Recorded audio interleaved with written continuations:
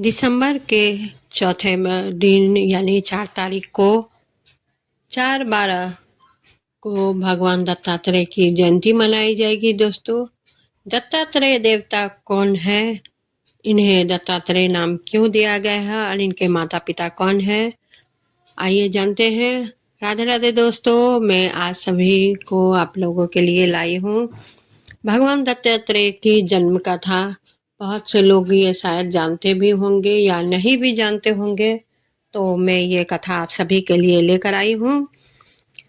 भगवान दत्तात्रेय महर्षि अत्रि और उनकी सहधर्मिणी अनुसुईया के पुत्र थे। इनके पिता महर्षि अत्रि सप्तऋषियों में से एक है और माता अनुसुईया को सतीत्व के प्रतिमान के रूप में उद्धृत किया गया जाता है। हमारे पुराण देवी देवताओं की चमत्कारिक घटनाओं से भरे पड़े हैं। हिंदू धर्म में असंख्य देवियों का वर्णन, इसलिए इनसे जुड़ा घटनाओं की संख्या भी बहुत है। इस पौराणिक इतिहास में पवित्र और पतिव्रता देवी अनुसुईया व उनके पति अत्रि का नाम प्रमुख तौर पर दर्ज है।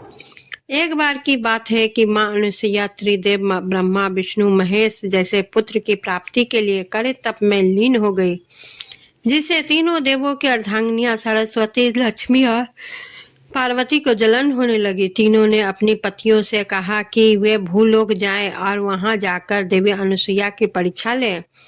ब्रह्मा और विष्णु और महेश सन्यासियों के वेश में अपनी जीवन संगनियों के कहने पर देवी अनुसुईया की तप की परीक्षा लेने के लिए पृथ्वी लोक चले गए। अनुसुईया के पास जाकर सन्यासी के वेश में गए।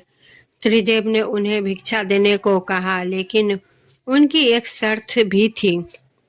अनुसुईया ने पतित्व की परीक्षा लेने के लिए त्रिदेव ने उनसे कहा कि वह भिक्षा मांगने आए हैं, लेकिन उन्हें भिक्षा में उनके सामान्य रूप में नहीं बल्कि अनुसुईया के नग्न अवस्था में चाहिए।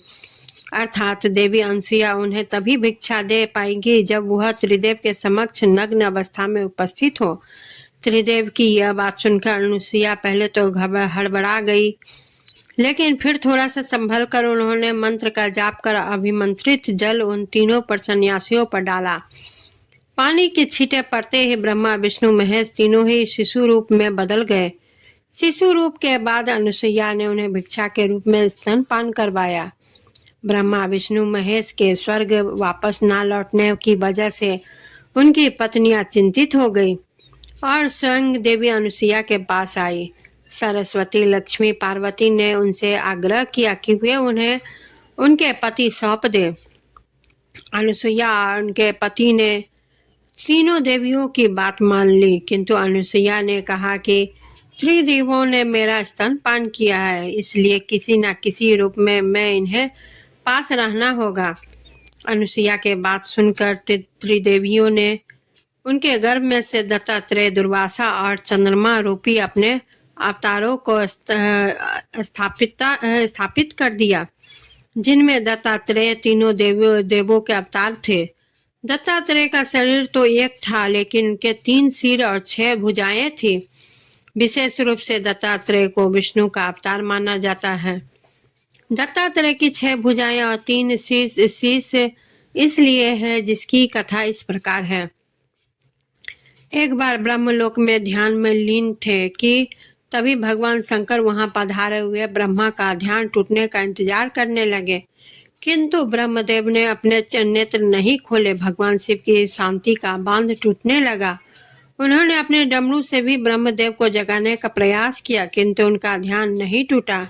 भगवान ब्रह्मा की जब आंखें खुली तब उन्होंने शिवजी से माफी मांगी, किंतु शिवजी को शांत नहीं कर सके। उन्होंने भगवान सत्यनारायण का ध्यान किया, जिससे भगवान विष्णु ने उनके क्रोध को शांत किया, किंतु उनका अंश आधे से ज्यादा नष्ट हो चुका था। तब देवी अनुसुईया ने जब तीनों में से 2 शिशु अर्थात चंद्र और दुर्वासा को जन्म दिया, जब तीसरे शिशु अर्थात दत्तात्रेय का जन्म नहीं हुआ, किंतु अनुसुईया को प्रसव पीड़ा होती रही, तब ब्रह्मा जी और शिव जी को सारी बातें समझ आ गई। तब उन्होंने अपने कुछ अंश भेजे, जिससे दत्तात्रेय के गर्भ में से ही 3 सिर और 6 भुजाएं हो गई। दत्तात्रेय के अन्य दो भाई चंद्रदेव और ऋषि दुर्वासा थे। चंद्रमा को ब्रह्मा और ऋषि दुर्वासा को शिव का रूप ही माना जाता है। जिस दिन दत्तात्रेय का जन्म हुआ, आज भी उस दिन को हिंदू धर्म के लोग दत्तात्रेय जयंती के तौर पर मनाते हैं। भगवान दत्तात्रेय से एक बार राजा यदु ने उनके गुरु का नाम पूछा। भगवान दत्तात्रेय ने कहा, आत्मा ही मेरा गुरु है, तथापि मैंने 24 व्यक्तियों से गुरु मानकर शिक्षा ग्रहण की है। उन्होंने कहा, मेरे 24 गुरुओं का नाम है पृथ्वी, जल, वायु, अग्नि, आकाश, सूर्य, चंद्रमा, समुद्र, अजगर, कपोत, पतंगा, मछली, हिरण, हाथी, मधुमक्खी, शहद निकालने वाला, क्रूर पंछी, कुमारी कन्या, सर्प, बालक, पिंगला वेश्या, वान बनाने वाला मकड़ी, भृंगी कीट। भगवान दत्तात्रेय का मंत्र इस प्रकार है, आद्यो ब्रह्मा मध्य विष्णुरन्ते देव सदाशिव मूर्तिस्पत्रस्त्य रूपाय दत्तात्रेय नमस्तुते। ब्रह्म ज्ञानीमयी मुद्रावस्त्रे चकाश भूतले प्रज्ञान घन बोधाय दत्तात्रेय नमस्तुते। जो आदि में ब्रह्मा, मध्य में विष्णु तथा अंत में सदाशिव है, उन भगवान दत्तात्रेय को बार बार नमस्कार। ब्रह्म ज्ञान जिनकी मुद्रा है, आकाश और भूतल जिनके वस्त्र है तथा उनके साकार प्रज्ञान घन स्वरूप है, उन भगवान दत्तात्रेय को बारंबार नमस्कार है।